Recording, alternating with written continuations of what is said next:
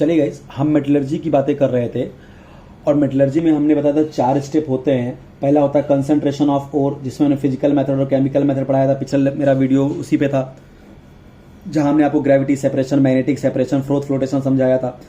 Chemical में leaching समझाया था, बॉक्साइट की बेयर्स प्रोसेस का। फिर दूसरा मेथड था conversion of concentrated ore into oxide और, उसमें 2 प्रोसेस थे। मैंने बोला था क्या, एक कैल्सिनेशन, दूसरा रोस्टिंग। रोस्टिंग करते थे सल्फाइड के लिए, कैल्सिनेशन हाइड्रोक्साइड, कार्बोनेट, हाइड्रोक्साइड का करते थे। फ्लक्स और स्लैग समझाया था। अब तीसरा प्रोसेस क्या, मेथड क्या था, तीसरा प्रोसेस क्या है, अब जो ऑक्साइड और मिला है उसको मुझे रिडक्शन करके उससे मेटल को बाहर निकालना है। तो उसके लिए मैं बताता एक इलिंघम डायग्राम से हम समझेंगे कौन बेहतर रिड्यूसिंग एजेंट होगा। दूसरा हम कार्बन से रिड्यूस करेंगे तो स्मेल्टिंग बोलेंगे, हीट देकर रिड्यूस करेंगे तो हम क्या बोलेंगे उसको, पायरोमेटलर्जी। तो आइए पहले इलिंघम डायग्राम से कैसे हम सेलेक्ट करते हैं कि कौन सा मेटल अच्छा रिड्यूसिंग एजेंट होगा, बेटर रिड्यूस का सिलेक्शन कैसे करते हैं। देखिए इलिंघम डायग्राम जितनी बातें मैं बता रहा हूं बस उतना आप याद कर लीजिएगा, बस इससे बाहर क्वेश्चन नहीं आएगा। In Ellingham diagram the lines which are below can reduce upper metal oxide. देखिए मतलब जो नीचे लाइंस होंगे वो ऊपर वाले सारे मेटल ऑक्साइड को आराम से रिड्यूस करेंगे। जैसे मैं बोलूं कार्बन जो है ना, वो जिंक के ऑक्साइड्स को, या जितनी ऊपर लाइन होंगी, यानी जो नीचे वाली लाइंस है, जैसे मान लो ये कार्बन नीचे है, इसके ऊपर जितनी भी लाइंस हैं, जितनी भी लाइंस इसके ऊपर होंगी, वो सारे मेटल के ऑक्साइड को कार्बन रिड्यूस कर लेगा। मतलब नीचे वाले जितनी भी लाइंस होंगी वो ऊपर, उसके ऊपर जितनी भी लाइंस होंगी उन सारे मेटल ऑक्साइड को रिड्यूस कर लेगा। और जितना नीचे लाइन होगा वो उतना बेहतर रिड्यूसिंग एजेंट होगा। जितना नीचे लाइन होगा वो उतना बेहतर है, नीचे वाला सबसे बेहतर रिड्यूसिंग एजेंट होगा।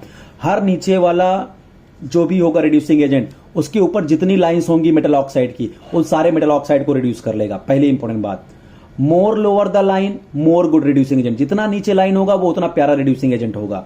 ठीक है, यहां पे हम टेम्परेचर और heat of standard Gibbs free energy of formation के ग्राफ प्लॉट करते हैं। अच्छा, अब यहां देखो कहीं कहीं देखो आपको सडन चेंज दिख रहा है। सडन देखो आप इस पॉइंट को देखिए जो मैं समझा रहा हूं, इस वाले यहां से देखिए अचानक से सडन चेंज हुआ और ये मान लीजिए टेम्परेचर है 1400 केल्विन।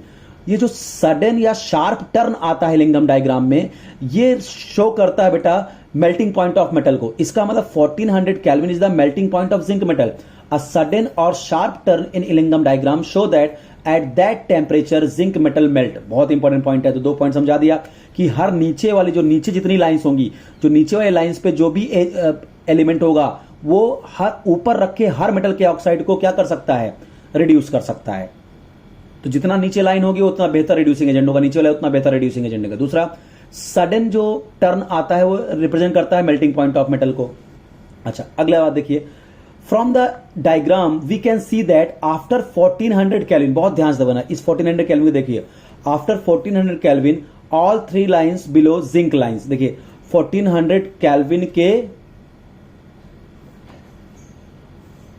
क्या है, आफ्टर 1400 केल्विन, देखिए 1400 केल्विन के ऊपर all the 3 lines below zinc line. देखो ये जिंक लाइन है, देखो ये 1400 के नीचे का जोन इधर है, ऊपर का जोन ये है, तो ये है जिंक।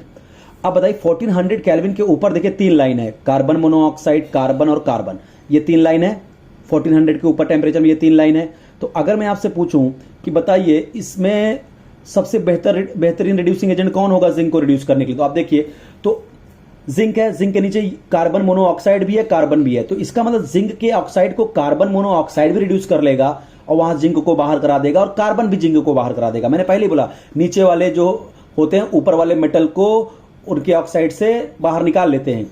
तो अब देखिए 1400 केल्विन के ऊपर देखो जिंक के नीचे कार्बन मोनोऑक्साइड भी और कार्बन भी है। तो अगर मैं आपसे पूछूं कि जिंक को रिड्यूस कौन कौन कर सकता है, तो कार्बन मोनोऑक्साइड भी जिंक ऑक्साइड को रिड्यूस करके जिंक को बाहर निकाल सकता है और कार्बन भी जिंक को रिड्यूस करके जिंक ऑक्साइड को रिड्यूस करके जिंक को बाहर निकाल सकता है। बट अगर मैं बेटर पूछूं सबसे बढ़िया कौन है, तो कार्बन आंसर जाएगा। तो यहां देखिए मैं लिख दिया both carbon monoxide and carbon can act as reducing agent for, but for zinc oxide carbon is a better reducing agent carbon monoxide for zinc oxide. Zinc oxide ले carbon is the better reducing agent, क्योंकि बताया था जितना नीचे line वो उतना बेहतर reducing agent.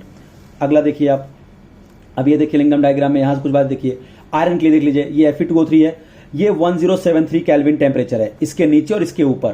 तो ध्यान रखिएगा आयरन के लिए, हेमेटाइट के लिए एक बात अभी से याद कर लीजिएगा, बिलो 1073 केल्विन। अब यहां देखिए कार्बन मोनोऑक्साइड भी है और कार्बन भी है, तो कार्बन जो होगा वो अच्छा रिड्यूसिंग एजेंट होगा। यानी इस टेम्परेचर के नीचे Fe2O3, यही सब पॉइंट डायरेक्ट पूछे जाएंगे। इस टेम्परेचर के नीचे Fe2O3 से Fe को बाहर निकालने के लिए क्या है, कार्बन बेटा रिड्यूसिंग एजेंट है। लेकिन इस टेम्परेचर के ऊपर जाओ तो कार्बन मोनोऑक्साइड भी है, कार्बन भी है, कार्बन मोनोऑक्साइड भी है और कार्बन भी है। तो बिलो 1073 क्या है आपका, कार्बन मोनोऑक्साइड। कार्बन मोनोऑक्साइड जो है वो बेटर रिड्यूसिंग एजेंट होगा, कार्बन मोनोऑक्साइड। बिलो 1073 अगर इसको रिड्यूस करना है तो कार्बन मोनोऑक्साइड। अबव 1073 क्या होगा, कार्बन। देखो जो जितना नीचे है वो उतना बेहतर रिड्यूसिंग एजेंट होगा। इस टेम्परेचर के ऊपर इसके नीचे ये भी है, ये भी है, तो बेटर कौन होगा, कार्बन। तो बिलो 1073 कार्बन मोनोऑक्साइड है better reducing agent for haematite, और above 1073 carbon is the better reducing agent. तो इस बात को याद रखो, रिड्यूस करके आयरन को बाहर कर दिया। ये हो गया इलिंगम डायग्राम। अब अगला देखिए, अब याद करिए इलिंगम डायग्राम के अलावा और क्या था कि मैं हीट करके रिड्यूस करूं, reduction by heating, reduction by coke smelting, या reduction of metal oxide by metal more electropositive metal, और इलेक्ट्रोलाइटिक रिडक्शन। इलेक्ट्रोलाइटिक रिडक्शन तो मैं आपको बताया है कहां पे, अगर आपको याद हो, वहां पे एल्यूमिनियम में। अब इधर देखिए, आप यहां पे आप देखिए, इसको करने के लिए पहले इसको समझते हैं, reduction of metal oxide by metal more electropositive metal. तो बेटा इसके लिए आपको इलेक्ट्रोकेमिस्ट्री चैप्टर आना चाहिए और आपको एक्टिविटी सीरीज याद होनी चाहिए। तो जब मैं क्लास में पढ़ाया था तो मैं आपको बताया था कि एक्टिविटी सीरीज याद करने का तरीका मैं बताता था, लेके बांसुरी को ना मुझे अलमिया जी को फ्रेसीडी को नहीं सुना, पर हम गाए चप्पा चप्पा। तो आप देखिए हाइड्रोजन के नीचे कौन कौन से एलिमेंट हैं, अगर यहां पे देखिए, copper, mercury, silver, gold, platinum. तो आप ये बात समझिए, ये रहा कार्बन, बहुत ध्यान से देखिए, ये रहा कार्बन, कार्बन, ये रहा कार्बन। कार्बन के ऊपर वाले जो हैं, आपको पता है टॉप टू बॉटम चलने पर मेटल की एक्टिविटी घट रही है। जो टॉप ऑफ द सीरीज होते हैं बहुत एक्टिव मेटल होते हैं, बहुत ज्यादा इलेक्ट्रोपॉजिटिव मेटल होते हैं। तो जो ऊपर वाले मेटल होते हैं बेटा, वो नीचे वाले मेटल को आसानी से रिड्यूस कर देते हैं, क्योंकि टॉप टू बॉटम चलने बेटा स्टैंडर्ड रिडक्शन पोटेंशियल बढ़ रहा है, रिड्यूस होने का पोटेंशियल बढ़ रहा है। इसका मतलब अगर मैं लिथियम और पोटेशियम में कंपेयर कर रहा हूं तो एसआरपी किसका ज्यादा है, पोटेशियम, यानी ये रिड्यूस होना चाहता है, इलेक्ट्रॉन गेन करना चाहता है, इलेक्ट्रॉन गेन करना चाहता है आपका। तो इसको क्या कर देगा, आराम से लिथियम अपना इलेक्ट्रॉन करके इसको रिड्यूस करा देगा। तो हर ऊपर रखा हुआ मेटल, अभी तक जितना बता रहा हूं, लेकिन कार्बन के ऊपर की बात कर रहा हूं, अभी कार्बन के नीचे मत आना, क्योंकि कार्बन के नीचे जिंक से लेकर लेड तक हम ये वाला मेथड नहीं यूज करते, उसके लिए हम स्मेल्टिंग यूज करेंगे। जिंक से लेकर लेड तक जितने मेटल हैं उसको, उनके मेटल ऑक्साइड को रिड्यूस करने के लिए हम carbon as a reducing agent use करेंगे, जिसको हम स्मेल्टिंग बोलेंगे। लेकिन कार्बन के ऊपर जितने हैं उनके लिए हम क्या, reduction of metal oxide by metal electropositive metal. तो ऊपर वाले मेटल ज्यादा एक्टिव होते हैं, तो ऊपर वाले मेटल नीचे वाले मेटल को रिड्यूस कर देते हैं। तो आप देखो FeSO4 प्लस K, तो क्या हो गया, K2SO4 प्लस Fe। तो देखिए आप, पोटेशियम कहां है, ऊपर है, तो आप देखिए, और आयरन नीचे है, तो आयरन क्या हो गया, यहां पे आयरन +2 से हो गया 0, आराम से रिड्यूस कर दिया। तो ऊपर वाले जो मेटल होते हैं नीचे वाले मेटल के ऑक्साइड से मेटल को बाहर निकाल देते हैं। ठीक है, ये तो नॉर्मल इलेक्ट्रोकेमिस्ट्री का फंडा है। और अब बात करते हैं जरा इनका, पायरोमेटलर्जी, हीट करके किन मेटल ऑक्साइड को हम रिड्यूस करते हैं। तो बेटा जितने भी नोबल मेटल के ऑक्साइड होते हैं उनको हीट करने पर रिड्यूस करते हैं, जो हाइड्रोजन के नीचे रखे गए हैं, बिल्कुल याद कर लो। पायरोमेटलर्जी किसके लिए यूज करते हैं, जो नोबल मेटल के ऑक्साइड्स होते हैं, जैसे मर्क्यूरी का, सिल्वर का, गोल्ड का, क्योंकि ये ऑक्साइड बड़े अनस्टेबल होते हैं, इसलिए तुरंत ही अपने मेटल में कन्वर्ट होना चाहते हैं। तो इसलिए ये हीट करने पर ही क्या होते हैं, रिड्यूस हो जाते हैं। ऑक्सीजन को हटा दिए, रिमूवल ऑफ ऑक्सीजन का रिडक्शन। तो ध्यान रखिए, reduction of metal oxide by more electropositive metal, इसके लिए क्या है बेटा, कि जो ऊपर वाले मेटल होते हैं वो नीचे वाले मेटल के ऑक्साइड को रिड्यूस कर लेते हैं एक्टिविटी सीरीज में। फिर बात आती है पायरोमेटलर्जी किन किन मेटल के लिए होते हैं, जो इलेक्ट्रोकेमिकल सीरीज में हाइड्रोजन के नीचे जो हमारे क्या है, नोबल मेटल है, उनके लिए हम यूज करते हैं क्या, पायरोमेटलर्जी। जैसे सिल्वर हो गया, गोल्ड हो गया, प्लैटिनम हो गया, मर्क्यूरी होगा, क्योंकि ये जो आपके मेटल होते हैं, मेटल के ऑक्साइड है ना, तो ये बहुत ही अनस्टेबल होते हैं, इसे तुरंत हीट करने पर ये अपने मेटल में निकल गए, रिलीज हो गए, मेटल में ऑक्सीजन निकल गया, रिडक्शन हो गया। अब बात आती है ये वाला जो सबसे इंपॉर्टेंट है, रिडक्शन बाय कोक यानी स्मेल्टिंग। तो आप अगर ये नहीं भी याद रखोगे चलेगा, कोई दिक्कत नहीं है। लेकिन पायरोमेटलर्जी किसका करते हैं, हीट करके किसको हम रिड्यूस करते हैं, याद रखना नोबल मेटल के ऑक्साइड को, गोल्ड, सिल्वर, मर्क्यूरी, इन सबको। ठीक है, कार्बन से किसको रिड्यूस करते हैं, अगर हम किसी मेटल ऑक्साइड को रिड्यूस कर रहे हैं कोक की मदद से, तो उसको बोलते हैं स्मेल्टिंग। उसे क्या बोलते हैं हम, स्मेल्टिंग बोलते हैं। तो अब ध्यान रखना, इलेक्ट्रोकेमिकल सीरीज में कार्बन के नीचे जितने हैं, देख बेटा हाइड्रोजन के नीचे जितने हैं उसमें जो एक्टिव मेटल है वो तो पायरोमेटलर्जी से गया, कार्बन के ऊपर वाले तो डिस्प्लेसमेंट ऊपर वाला नीचे वाला रिड्यूस कर रहा है। अब कार्बन के नीचे जिंक से लेके लेड तक, फ्रॉम जिंक टू लेड, आराम से कार्बन इन सबके ऑक्साइड को कार्बन आराम से रिड्यूस कर लेता है। ठीक है, तो यहां पे हमने देखो लिख दिया है कि carbon reduce those metal which is lower in activity series below carbon और जिंक टू लेड। तो अब देखिए जिंक ऑक्साइड, कार्बन नीचे देखो जिंक है, तो जिंक ऑक्साइड को कार्बन ने रिड्यूस कर दिया, स्मेल्टिंग हो गई। आयरन भी देखो नीचे, आयरन को भी कार्बन रिड्यूस कर दिया। लेड भी नीचे, लेड को भी कार्बन ने रिड्यूस कर दिया। जिंक टू लेड जितने भी हैं उनके ऑक्साइड को कार्बन आराम से रिड्यूस कर लेता है। आइए जरा आगे। अब इधर देखिए एल्यूमिनियम भी कभी कभी बेटा रिड्यूसिंग एजेंट तरह बिहेव करता है। तो रिडक्शन बाय एल्यूमिनियम, तो उसको बोलते हैं थर्माइट रिडक्शन। आपको याद हो मैंने बोरान फैमिली, मेरे अपलोड में जाइए, वहां बोरान फैमिली मैंने इसको पहले से लिख के दे दिया था कि एल्यूमिनियम से रिडक्शन किसका करते हैं, फीकरमन, मतलब आयरन, क्रोमियम और मैग्नीज का करते हैं रिडक्शन एल्यूमिनियम की वजह, एल्यूमिनियम मेटल की प्रेजेंस में। और रिड्यूसिंग एजेंट मैग्नीशियम किसके लिए होता है, क्रॉल्स प्रोसेस। यानी रिडक्शन बाय एल्यूमिनियम को क्या बोलते हैं, thermite reduction, reduction by magnesium Kroll's process. तो देखिए हमने बताया था एल्यूमिनियम के लिए बस 3 मेटल याद करना, फीकरमन। तो आयरन, क्रोमियम और मैग्नीज के ऑक्साइड को रिड्यूस करने के लिए ही हम एल्यूमिनियम का मेटल का यूज कर सकते हैं एज अ रिड्यूसिंग एजेंट। देखिए हमने मैग्नीज के ऑक्साइड को एल्यूमिनियम से रिड्यूस कर लिया, क्रोमियम का ऑक्साइड को एल्यूमिनियम से रिड्यूस कर लिया और मेटल ऑक्साइड को रिड्यूस करके मेटल को हमने निकाल लिया। ठीक है, और यहां पे बात करें रिडक्शन बाय मैग्नीशियम, तो हम याद रख रहे हैं TiCl4 टाइटेनियम क्लोराइड का हम रिडक्शन करते हैं मैग्नीशियम से, बिल्कुल याद रखिएगा, क्रॉल्स प्रोसेस। अब आता है last method, refining of metal.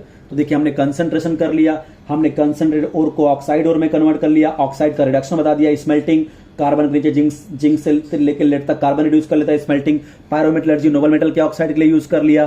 ठीक है, थर्माइट प्रोसेस फीकरमन, aluminium as a reducing agent, Kroll's process में मैग्नीशियम। अब रिफाइनिंग, यानी जो भी मेटल आफ्टर रिडक्शन मुझे मिल गया है, चाहे वो स्मेल्टिंग से मिला हो, चाहे वो पायरोमेटलर्जी से मिला हो, ठीक है, चाहे वो इलेक्ट्रोलाइटिक रिडक्शन से मिला हो, उनको अब हम अल्ट्रा प्योर करेंगे। उसमें भी थोड़ी बहुत इंप्योरिटी अभी बच गए तो उसको हटा देंगे, हम प्योरेस्ट फॉर्म में मेटल को लाएंगे, उसको बोलते हैं रिफाइनिंग ऑफ मेटल।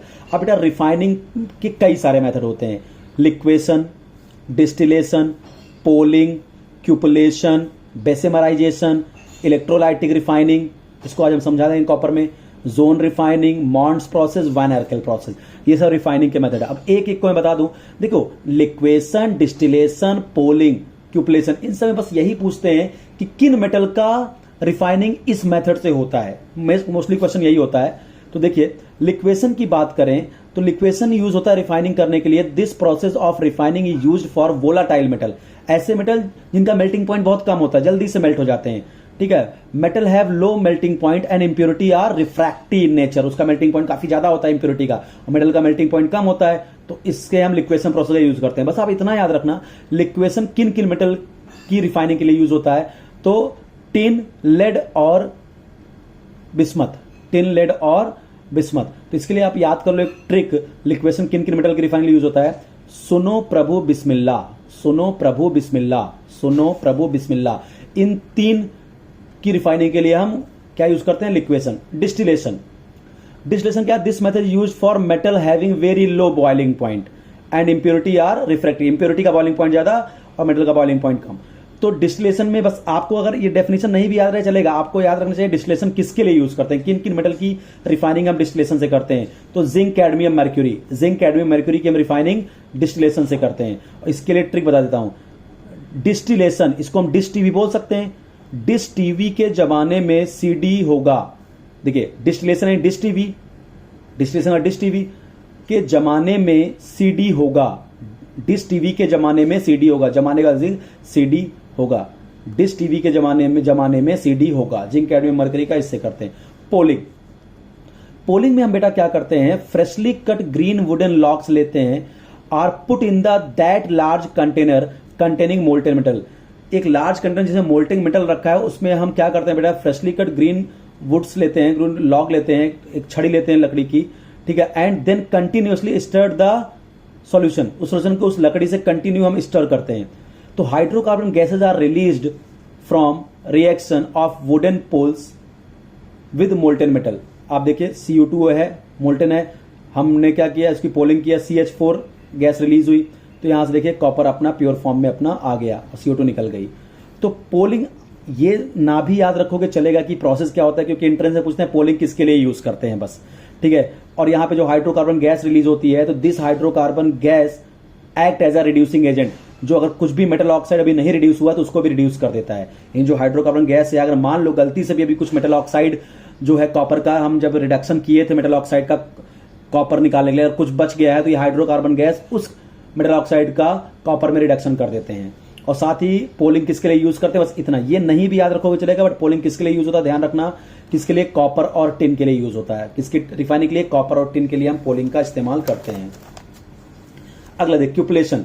क्यूपलेशन में किसका इस्तेमाल करते हैं बेटा हम, देखिए जो भी whenever a metal is present as a impurity with other noble metal, अगर नोबल मेटल का जब हम एक्सट्रैक्शन कर रहे हैं उसमें कोई metal as a impurity present है तो वहां क्यूपलेशन का इस्तेमाल करते हैं। तो इसका बिल्कुल याद हो गया कि क्यूपलेशन किसकी रिफाइनिंग के लिए हो गया, नोबल मेटल की रिफाइनिंग के लिए हो गया।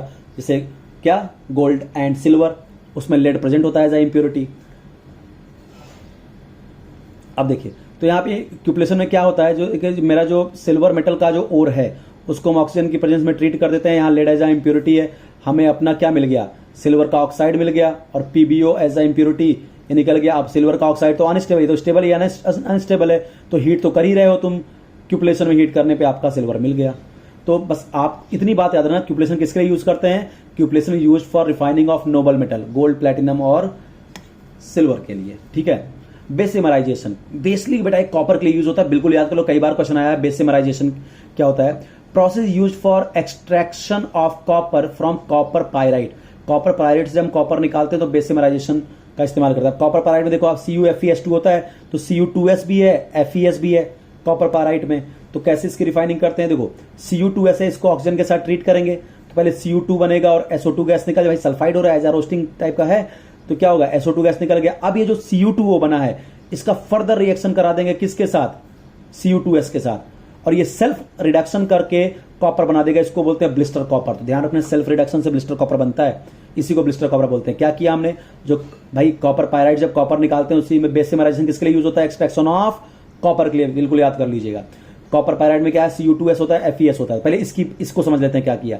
Cu2S को हमने हीट किया ऑक्सीजन के प्रेजेंस में, तो Cu2O बना और SO2 बना, SO2 तो गैस है, ये बाहर निकल गई। अब ये जो Cu2O बना है ऑक्साइड, वो फिर इस सल्फाइड के साथ क्या करेगा, रिएक्शन करेगा और सेल्फ रिडक्शन, एक दूसरे का रिडक्शन कर देंगे, और क्या बन जाएगा भाई, सल्फाइड में देखिए, सल्फाइड में सल्फर -2 और यहां सल्फर क्या हो गया, +4, तो अपने आप सेल्फ रिडक्शन हो गया। तो और यहां जो कॉपर मिला उसको बोलते हैं ब्लिस्टर कॉपर। अब यहां जो कॉपर पायराइड में FeS2 था, उसको क्या गया, वो भी ऑक्सीजन रिएक्शन किया, FeO बना और SO2 बना, SO2 निकल गया। अब ये FeO फिर से इसके साथ रिएक्शन कर गया, सेल्फ रिडक्शन। अब यहां सेल्फ रिडक्शन नहीं होगा, यहां FeO एज अ इम्प्योरिटी, तो यहां पे स्लैग फॉर्मेशन हो जाएगा, बिल्कुल याद रखिएगा, स्लैग ऊपर फ्लोट करेगा। चलिए नेक्स्ट देख लीजिए आप, जोन रिफाइनिंग किसके लिए यूज करते हैं बेटा। जोन रिफाइनिंग क्या होता है, इसमें क्या होता है बेटा, जो सेमीकंडक्टर्स होते हैं, सेमीकंडक्टर जो मेटल होते हैं, जैसे सिलिकॉन हो गया, जर्मेनियम हो गया, जो जिन मेटल से सेमीकंडक्टर बनते हैं उनके लिए जोन रिफाइनिंग का हम इस्तेमाल करते हैं। और ये प्रिंसिपल क्या होता है बेटा, इसमें क्या होता है, जो इम्प्योरिटी होती है ना बेटा, वो मोल्टेन मेटल में सॉल्युबल होती है। This process is based on principle that impurity are more soluble in molten state. जो इम्प्योरिटी होती है वो मोल्टेन स्टेट में ज्यादा सॉल्युबल होती है then the solid state. For example मान लो हमने एक इम्प्योर मेटल ले लिया, अब हमने यहाँ सर्कुलर एक हीटर लगा दिए, तो बेटा जो पार्ट हीटर के कांटेक्ट में आएगा वहां वो मेल्ट हो जाएगा, तो यहाँ आसपास जो भी इम्प्योरिटी हो जाएगी वो जाके इस मोल्टन पार्ट में क्या हो जाएगी, जम जाएगी। फिर इस सर्कुलर हीटर को आगे बढ़ाऊंगा, फिर वो मेल्ट होगा, फिर इम्प्योरिटी आगे बढ़ जाएगी, तो इम्प्योरिटी एक तरफ आपके आके क्या हो जाएगी, कलेक्ट हो जाएगी। बट याद रखना, जोन रिफाइनिंग केवल किसके लिए यूज करते हैं हम बेटा, सेमीकंडक्टर वाले मेटल की रिफाइनिंग करने के लिए। मॉन्ड्स प्रोसेस बेटा निकिल की रिफाइनिंग करने के लिए यूज करते हैं, इसको याद करने टिका है, मॉन्ड्स यानी मोनिका, मॉन्ड्स प्रोसेस फॉर निकिल, ठीक है। तो मॉन्ड्स प्रोसेस किसके लिए यूज करते हैं, रिफाइनिंग ऑफ निकिल। इसमें हम क्या करते हैं बेटा, निकिल को कार्बन मोनोऑक्साइड के साथ ट्रीट करके एक वोलेटाइल कंपाउंड बनाते हैं, निकिल टेट्राकार्बोनाइल, जिसको हीट कर देते हैं तो हमको निकिल मिल जाता है। बिल्कुल रिएक्शन भी याद रखना। वानरकिल प्रोसेस बेटा ये यूज करते हैं टाइटेनियम की रिफाइनिंग के लिए, तो टाइटेनियम का रिएक्शन हम कराते हैं आयोडीन के साथ, टाइटेनियम टेट्रा आयोडाइड बनता है, वोलेटाइल कंपाउंड है, हीट का टाइटेनियम मिल गया। ये दोनों बहुत पूछे गए हैं। अब आता है हम सेपरेट मेटलर्जी, आपको आयरन और कॉपर की थोड़ा थोड़ा बता देते हैं, फटाफट आप देख लीजिए कि हम आयरन और कॉपर की मेटलर्जी थोड़ा थोड़ा आपको सिखा देते हैं। तो जैसे मान लीजिए हम आयरन की मेटलर्जी सिखाते हैं, तो आपको पता है स्टेप तो 4 ही होते हैं, double C double R, concentration, of ore, conversion of ore into oxide, reduction of oxide into metal, refining, यही 4 स्टेप है। तो मेटलर्जी आयरन किसी करते हैं हम बेटा, हेमेटाइट और है आयरन का। चलिए पहले कंसंट्रेशन हमने क्या क्या पढ़ाया था, gravity separation, magnetic separation, froth flotation, leaching. तो आपको पता है ये कैसा ओर है, ऑक्साइड ओर है, ठीक है, ऑक्साइड ओर है तो अपन लोग फ्रोथ फ्लोटेशन तो कर नहीं सकते, कंसंट्रेशन ये कट गया, सल्फाइड ओर के लिए होता है। लीचिंग हम करते हैं, लीचिंग तो हम एल्यूमिनियम के करते हैं, याद करिए, और बहुत करते। और यहाँ पे देखिए, या तो मैग्नेटिक सेपरेशन करेंगे या हम ग्रेविटी सेपरेशन करेंगे। अब आता है पहला स्टेप कंप्लीट। अब है conversion of ore into oxide ore. अब बताइए, अब ये तो क्या होगा, अब यहाँ पे भाई Fe2O3.2H2 अगर जो भी रहेगा तो इसमें हम क्या कर लेंगे, हम रोस्ट, इसके लिए हम क्या यूज करेंगे, या तो कैल्सिनेशन या तो रोस्टिंग। तो रोस्टिंग कर नहीं सकते क्योंकि सल्फाइड हो है नहीं, तो हम कैल्सिनेशन कर लेंगे। देखिए हमने हेमेटाइट को हीट कर दिया, हीट करके हमें Fe2O3 मिल गया।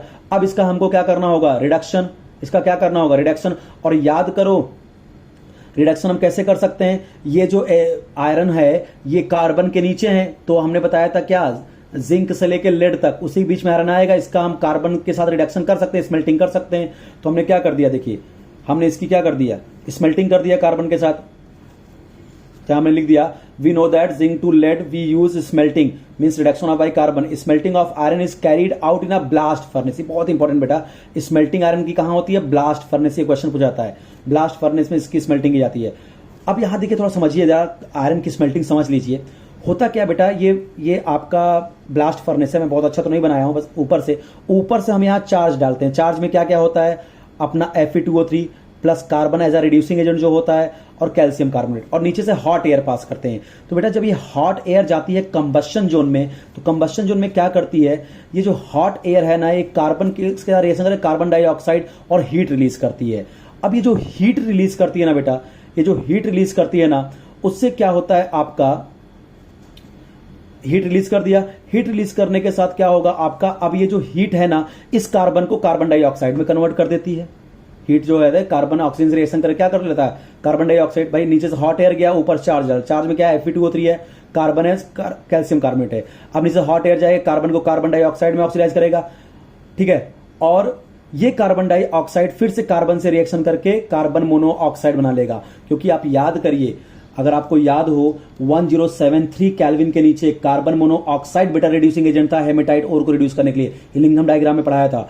और 1073 केल्विन के ऊपर क्या था, कार्बन अच्छा रिड्यूसिंग एजेंट था। तो अगर जब टेम्परेचर बहुत बढ़ जाएगा, जब हीट जाएगी, हीट से क्या होगा, टेम्परेचर बहुत बढ़ जाएगा। अगर टेम्परेचर बहुत बढ़ जाएगा तो मुझे क्या चाहिए, फिर मुझे चाहिए carbon as a reducing agent, और टेम्परेचर जब कम रहेगा तो कार्बन मोनोऑक्साइड चाहिए, तो मुझे बनाना तो पड़ेगा दोनों को। तो आप देख लीजिए फटाफट, कंबस्शन जो ने क्या हुआ, कार्बन जो एज ए रिड्यूसिंग एजेंट लिया था, ऑक्सीजन ने कार्बन डाइऑक्साइड बनाया और हीट बनाया। ये कार्बन डाइऑक्साइड फिर से कार्बन से रिएक्शन करके कार्बन मोनोऑक्साइड, तो ओवरऑल रिएक्शन क्या हो गई, carbon plus O2 2 carbon monoxide, ये बन गया। तो आपको पहले ही बताया था मेटलर्जी में कि फ्रॉम हेयर जो कार्बन मोनोऑक्साइड बन गया, आपको पता है ना 1073 केल्विन के नीचे कार्बन मोनोऑक्साइड ही Fe2O3 के रिड्यूस कर पाता है। 1073 केल्विन के ऊपर अगर जाएंगे तब कार्बन रिड्यूस करेगा। तो ये जो कार्बन मोनोऑक्साइड कंबस्शन जो ने बना, अब ये बेटा क्या करेगा, ऊपर जाएगा और जाके क्या करेगा, Fe2O3 को रिड्यूस कर देगा रिडक्शन जोन में। देखिए कार्बन मोनोऑक्साइड ने इसको क्या किया, रिड्यूस कर दिया, आयरन मिल गया आपका रिडक्शन जोन में। आपको इक्वेशन ये सब रखने की जरूरत नहीं है, बस आपको जितनी मैं इंपॉर्टेंट पॉइंट बता रहा हूं, ऊपर से चार्ज क्या डाला, नीचे से हॉट एयर डाला, उसमें जाके कार्बन जो प्रेजेंट था उसको CO2 में ऑक्सीडाइज किया, CO2 फिर कार्बन से रिएक्शन करके कार्बन मोनोऑक्साइड बनाया। क्योंकि 1073 के नीचे हमको कार्बन मोनोऑक्साइड रिड्यूसिंग एजेंट चाहिए। हाँ, अगर मुझे 1073 के ऊपर अगर रिडक्शन कराना है तो कार्बन से रिडक्शन हो जाता डायरेक्ट। तो रिडक्शन जोन में हमने इसका रिडक्शन करा दिया।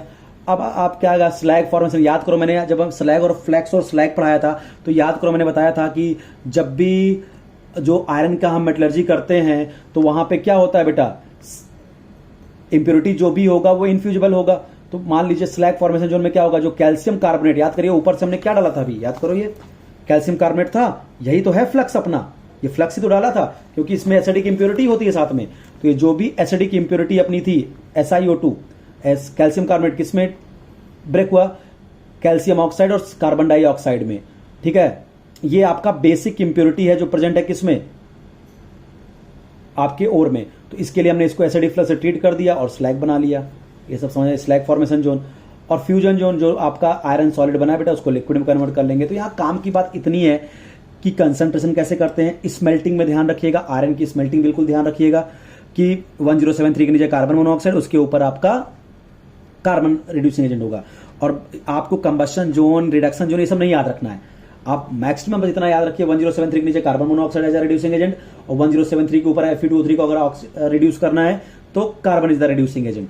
ठीक है, चार्ज क्या क्या डालते हो, Fe2O3, कार्बन और कैल्शियम कार्बोनेट। कैल्शियम कार्बोनेट का फंक्शन समझ में आ गया, टूटा कैल्शियम ऑक्साइड और CO2। कैल्शियम ऑक्साइड क्या है, यही वो इंप्योरिटी है जो Fe2O3 में प्रेजेंट है, तो इसको हटाना पड़ेगा। तो SiO2 जो हम फ्लक्स डाल के स्लैग बना के उसको निकाल लेंगे। अच्छा, स्मेल्टिंग ऑफ आयरन में एक बात समझिएगा, आयरन ओर था, उसकी हमने स्मेल्टिंग किया, तो जो हमको आयरन मिलता है ना बेटा आफ्टर स्मेल्टिंग, वो पिग आयरन मिलता है, जो बड़ा सॉफ्ट होता है, उसमें कार्बन का परसेंटेज काफी ज्यादा होता है। तो ये आयरन मेरे काम का नहीं होता, तो इसको हार्ड बनाते हैं और ज्यादा आयरन मिला के उसको कास्ट आयरन बोलते हैं। देखो इसमें कार्बन का परसेंटेज 2.5 to 5, तो आप ये परसेंटेज याद कर लीजिएगा।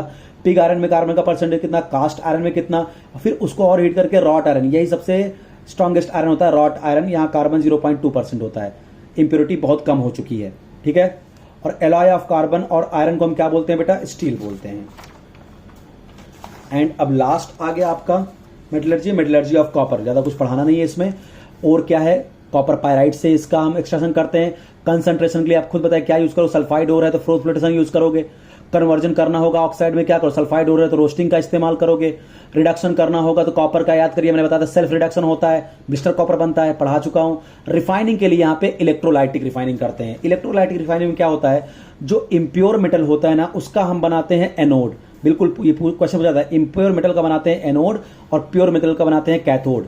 तो आप देखिए होगा क्या, और कॉपर सल्फेट का एक्वा सोल्यूशन ले लिया, तो इस एक्वा सोल्यूशन में कॉपर +2 आयन तो होगा ही होगा। अब आपको पता है कि एनोड पे होता है ऑक्सीडेशन, तो जो इम्प्योर मेटल जो है, इम्प्योर मेटल की जो रॉड बनी है वो एनोड है। एनोड पे क्या होता है ऑक्सीडेशन, तो कॉपर +2 इलेक्ट्रॉन, तो ये जो कॉपर +2 टूट के सोल्यूशन में आएंगे और ये इधर जाके माइग्रेट होंगे एनोड पे, और यहाँ पे प्योर कॉपर पे जाके कॉपर डिपॉजिट होगा। तो यहाँ से सारा कॉपर टूट के इधर आएगा, इस पे आएगा, और लास्ट में नीचे यहाँ पे जो इंप्योरिटी है वो नीचे बच जाएगी, इसको हम बोलते हैं एनोड मड। तो आपको बस इतना याद रखना है, refining of power, electrolytic refining करते हैं, इम्प्योर मेटल का एनोड बनाते हैं, प्योर मेटल का कैथोड बनाते हैं। This is all about metallurgy. इससे ज्यादा आपको मेटलर्जी में कुछ भी पढ़ने की जरूरत आपको नहीं है। और इसके जो नोट्स हैं मेरे फेसबुक पेज पे अवेलेबल है, easy chemistry bye Himanshu Tripathi, आप जाके वहां से डाउनलोड कर सकते हैं।